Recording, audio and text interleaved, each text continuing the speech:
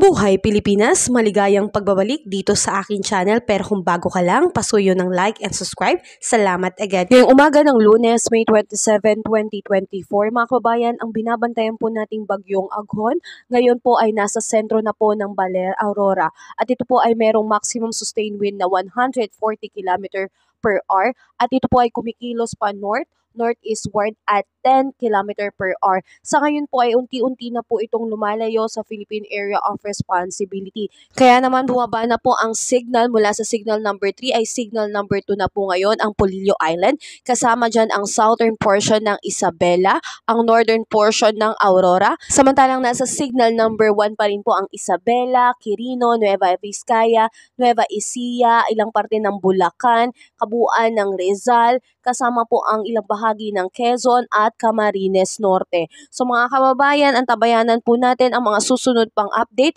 at asahan po natin mga kababayan na mas uulanin pa rin po ang mga lugar na aking mga babanggitin po.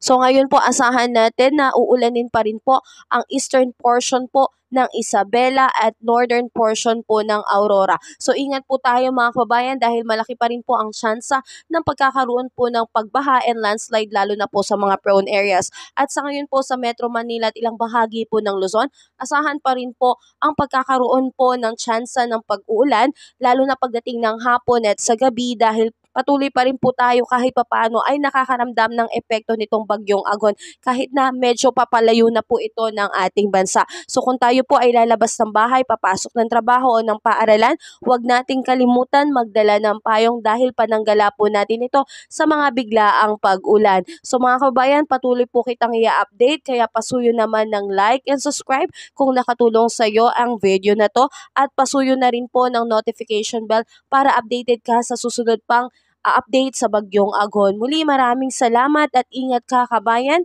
Nawa maging maayos at ligtas ang araw ng Lunes mo. Ingat kabayan.